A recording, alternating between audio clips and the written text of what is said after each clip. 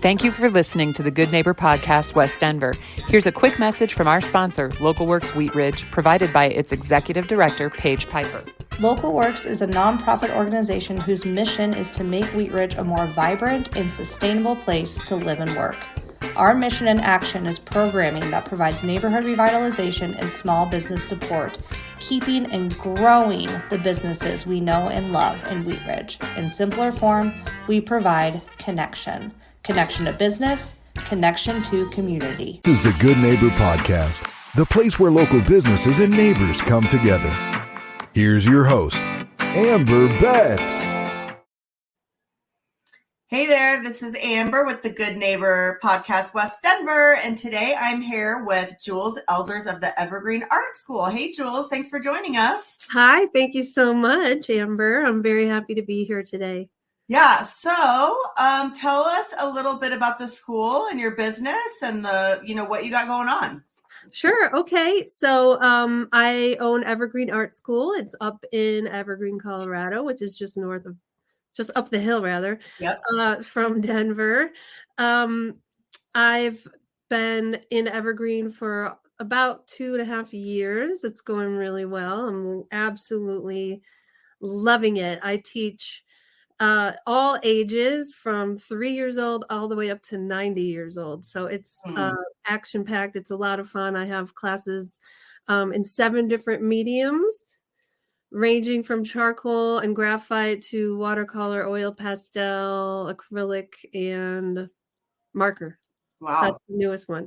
Yeah. That's awesome. Yeah, it's a lot of fun. So where do you teach, or how does the classes work? So I have done sessions before, but I mostly do just one-off classes. Okay. That gives, the opportunity to, if you have a free afternoon or evening, you sign up for just one class, but I do sketchbook classes and longer term sessions as well in the studio. So lovely. That sounds good. So tell us about your history. How did you get into this? What's your background, your story? Sure, I would love to.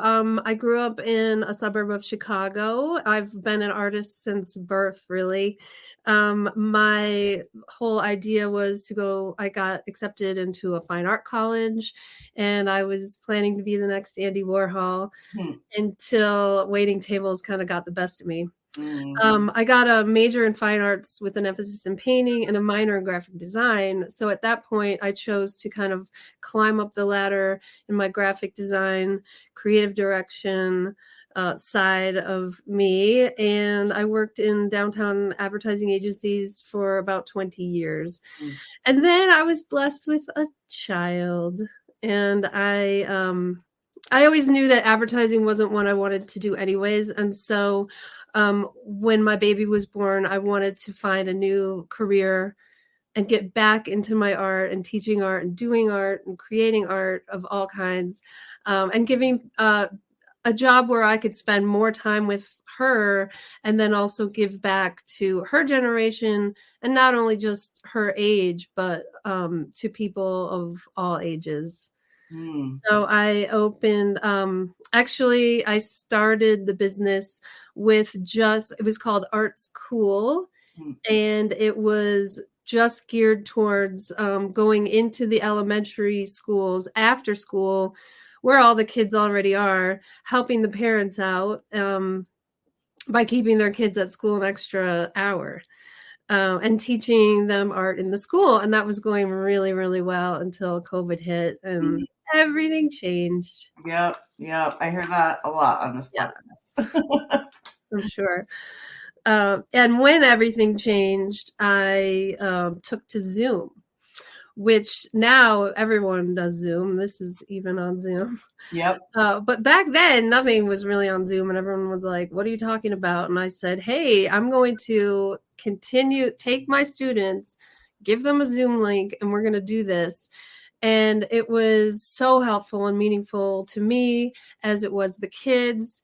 And I got picked up by Denver 4 News. Denver. News. One of those. One of the news channels did a really nice, lovely story about me. I was giving a lot of the classes away for free in the very beginning. And so that went national. So not only did I have my Denver-based students at that time, but then I also had students showing up from New York to LA and everywhere in between. And it was so great until Zoom went away. And then I had to redo my business all over again, which is when I decided to get a brick and mortar studio up in Evergreen where I was living at the time. And then people started coming to me, and that's where Evergreen Art School took off. Got it. Yeah. So why do students choose you, or why do they keep coming back, or what kind of makes you special or different? Oh, well, I have a great passion for art and teaching it to others. Art is very dear to me. It makes us happy when we look at it. It makes us happy when we create it and share it. And I think I really bring that across into my classes. All of my classes also include like a learning kind of science component. So if we're painting the Eiffel Tower, I not only do a step-by-step lesson of the Eiffel Tower, but I'm also teaching you about the Eiffel Tower the whole way through. And we're listening to French music, cafe-style Paris music in the background. So I really incorporate all the senses into my classes, music, information, not just step-by-step art. And my classes are just really fun, so I hear. Awesome. Yeah. So tell us about any like hardships or life challenges that just like made you better, or you learned from and used. Sure. Yeah. Like I said, COVID really put a damper into my original business, which was called Art's Cool. When COVID happened, I had to redo everything. I did Zoom, then I did the brick and mortar store. But what I also did was I went back to a very early passion of mine, which was painting murals. I could paint murals outside. And you don't need a mask outside, and when I'm painting murals, I'm usually totally alone in an empty building before they've opened or something. So my mural business was really able to take off at that time. I paint very large scale murals. The biggest one that I've painted is 60 feet down in the original Denver airport in Stapleton. Cool. It's now called Flight Co. So, but I've painted murals all over Denverland and Westminster and Inglewood, everywhere in between, and quite a few of them up here in Evergreen as well. So painting murals has been a big part of my post-COVID life, and is now really blossoming even more. Amazing. Now that people have a little bit more money to spend and everything's leveled out a little bit, it's been going really well. Cool. Yeah. So tell us about any news, updates, specials, anything going on? Yeah. So all of my students, really from many, many years now, have always said, Jules, why don't you do a tutorial? Why don't you have a YouTube page? And so that I can do these at home when I'm just sitting around and I can't go in for a class. And I was like, well, I don't know. But so now I've decided, I just launched my very new YouTube channel, and it's called Life's Art in the Foothills. I live in Idledale, Colorado, which is in the foothills of Denver.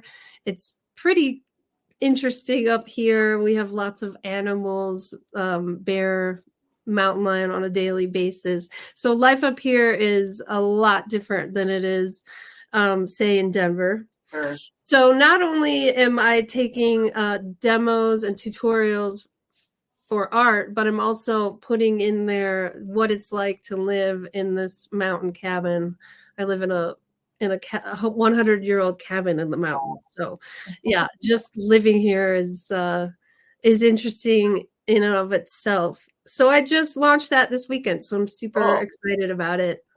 Wow. Excited to share it with you. Yeah. Congratulations. That's awesome. Thank you. Thanks. So anything that you're doing, I mean, obviously the murals, I'm sure you get paid for that, but what else do you do in the community? Like, what do you do to get involved or be active or stuff like that?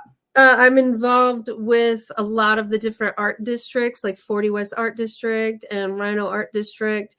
And so I'm always looking for ways to bring my art to others through that. I just did a mural at the Belmar Shopping Center. I painted a large eyeball on the sidewalk, which was really fun.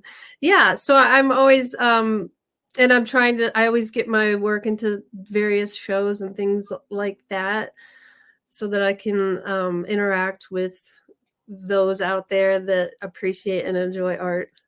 Lovely. Yeah.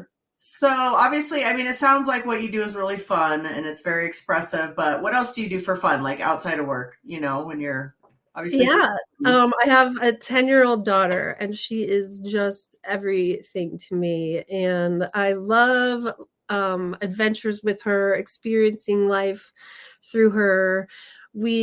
I kind of don't spend a lot of money on material things. I kind of spend my money on experiences. So I love to go places, go to games, go to concerts, go to different parts of the country with her. So that's a big thing. And I have this little dog here that's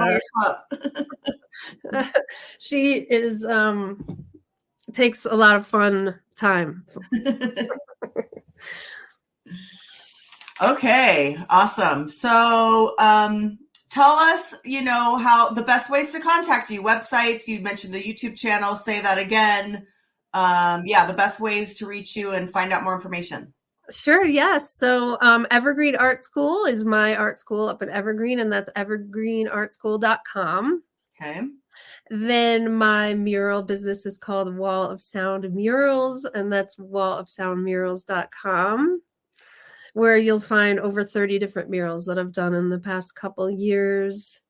And lastly, my new Life's Art in the Foothills is on YouTube, and the handle is at Life's Art in the Foothills.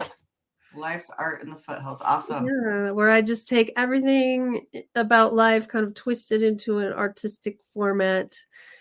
And I like to make people laugh, so it's kind of corny. That sounds great. Can't wait to look at it. Great. All right. Well, that does it for this episode. Jules, thanks again for joining us. That was really great information. And yeah, all the listeners, go check out her stuff and sign up for a class. Thanks, Jules, for being here. Thank you so much, Amber. It was my pleasure. Thank you for listening to the Good Neighbor Podcast. To nominate your favorite local businesses to be featured on the show, go to gnpwestdenver.com. That's gnpwestdenver.com or call 720-295-9588.